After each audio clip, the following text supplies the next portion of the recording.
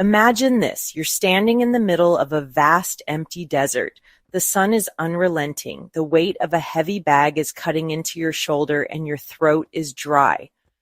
You're exhausted, but you keep walking, scanning the horizon for water, a well, a stream, anything, and then you see it. A water well in the distance. Relief washes over you, and for a moment you think, I can finally put this bag down.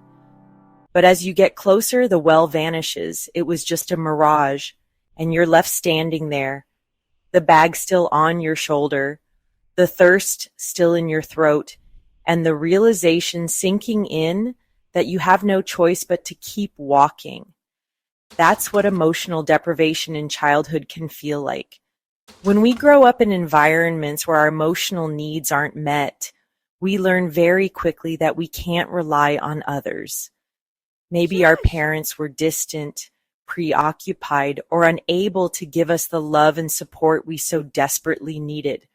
We didn't have a choice. We had to become self-reliant, not because we wanted to, but because there was no one else to turn to.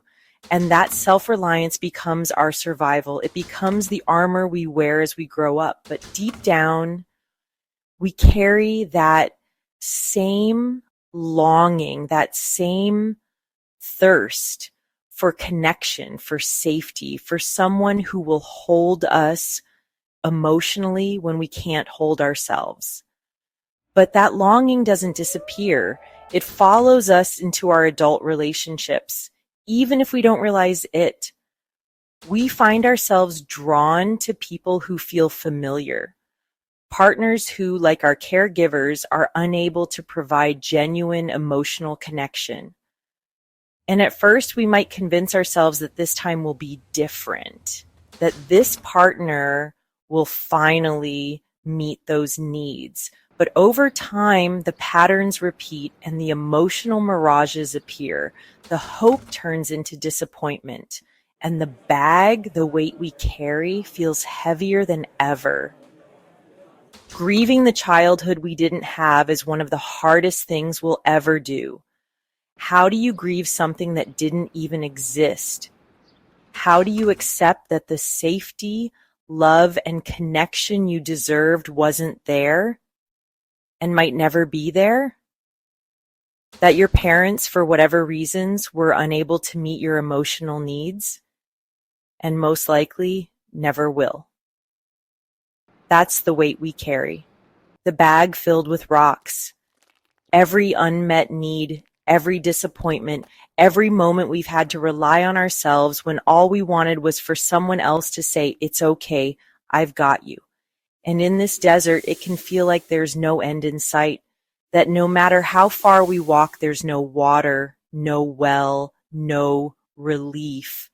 Just us carrying the weight, hoping for something that may never come. But here's the truth, that bag you're carrying, it doesn't have to define you. Yes, it's heavy, and yes, it's unfair that you've had to carry it for so long, but you're allowed to grieve. You're allowed to feel angry, hurt, and tired, and you're allowed to stop just for a moment, to breathe, to let yourself feel the weight of what you've been through. Because even in the desert, there is resilience. Even in the absence of a well, you're still here, you're still walking, and maybe, just maybe, you can start to take out one rock at a time to lighten the load, to stop looking for water in others and instead find ways to nourish yourself. It's not easy. The wounds of emotional deprivation run deep, and the grief of what could have been is real.